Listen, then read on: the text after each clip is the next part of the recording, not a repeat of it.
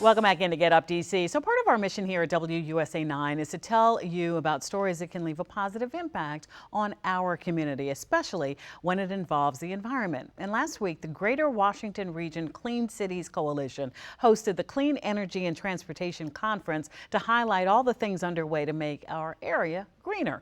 Here to talk about that is the group's CEO, Antoine Thompson. Thanks so much for being with us. Thank you. Thank you. I'm excited to be here.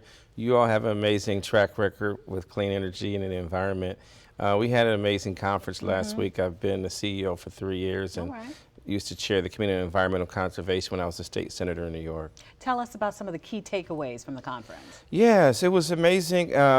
We have historic investments right now in clean energy and clean transportation coming from the federal government. We have a lot of policies that are coming down in the local region as well.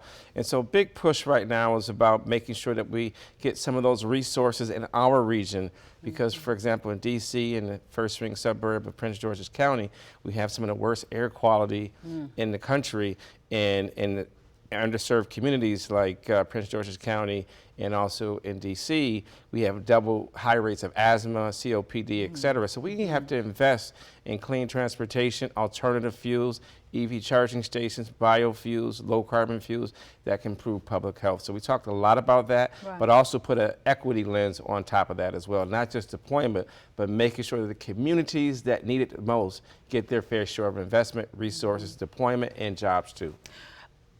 You hit on it a little bit, but why is this so important? Like for somebody watching at home, they say, okay, well, how can I do anything to help at this point? Why is it important that everyone get involved? Yes, because the number one reason why kids of color miss school in the country is because of high rates of asthma. And a lot of that is from the transportation, from pollution, especially diesel fuels. So you can do things like making sure that we're getting our school districts to use more cleaner fuels. We're making sure that our local gas stations are using more alternative fuels, whether it's EV charging or biofuels as well. And then we can also make sure as we impact our community in terms of the jobs, we must make sure that communities of color are part of that, that we're part of the process of benefiting from some of these historic, over $2 trillion in public and private capital are going into clean energy and clean transportation right now. And our job is to make sure those resources are getting it to DC, Maryland, and Northern Virginia. How did the conference come about before we let you go? What's the background of this? Yeah, we've been around 31 years, but we've the last few years really have started having a conference to convene hundreds of stakeholders from across the region. We actually had people come in as far as California. We had about 10 people from California, so we're trying to grow it.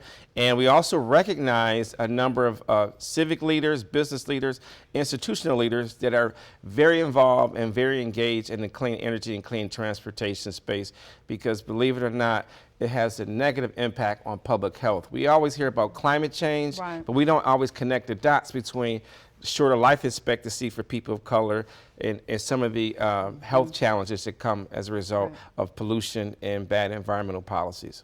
All around us all the time. All around us all the time. And every time, next time you see one of those diesel buses or trucks going by and it's blowing that black smoke, hopefully remember Greater Washington Region Clean Cities Coalition is doing something about it. Antoine, I love that so much. Thank you for joining us today. Thank you. All right, Jonathan.